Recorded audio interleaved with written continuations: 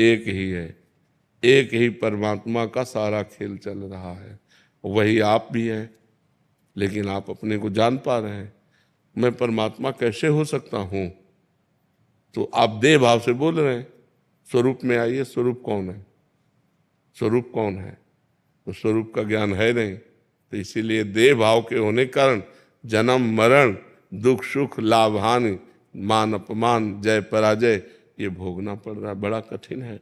इसीलिए भजन करो और मुक्त हो जाओ। साधन धाम मोक्ष कर द्वारा, मोक्ष को प्राप्त कर लो तो ये जीवन सार्थक हो जाएगा। नहीं तो फिर ये चलता रहेगा, पुनरपि जननम पुनरपि मरणम पुनरपि जननी जठरे शयनम। भगवान ने किसी को नहीं रचा, अपने आप से अपने आप को रचा है, दूसरा कोई नहीं है। आप देखो ये क्या है? पंचभूतों से बना हुआ शरीर है ना। पंचभूत कौन है? ये परमात्मा स्वरूप है, परिवर्तनशील है। और एक परमात्मा स्वरूप भगवान की दो प्रकृति है, एक परा एक अपरा। जो शरीर है ये भगवान की एक प्रकृति है, जो स्वरूप है वो आप है। वही जो आप में स्वरूप वही आप में, वही आप में, वही आप में, वही एक ही है। जैसे करणों के कारण देखने में बिजली कई प्रकार की दिखाई देती है।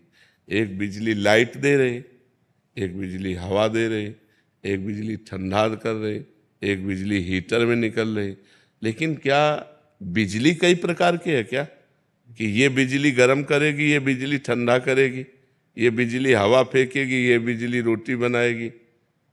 बिजली तो कई प्रकार की नहीं है, यंत्र कई प्रकार के हैं, करण कई प्रकार के हैं, उनमें वो पावर वैसे ही जाकर प्रभावित हो जाता है।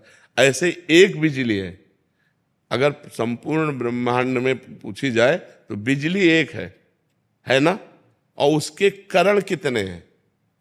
करोड़ों हो सकते हैं, करोड़ों करण है, करोड़ों प्रकार से उसका प्रयोग हो रहा है। ऐसे ही ये करोड़ों अरबों करण हैं, लेकिन इसमें परमात्मा का पावर एक है।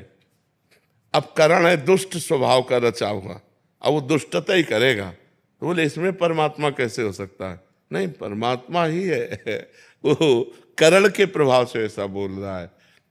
जैसा जैसा स्वभाव, जैसी जैसी प्रकृति, तो परमात्मा तत्व तो वैसे ही जाके बर्ताव कर रहा है।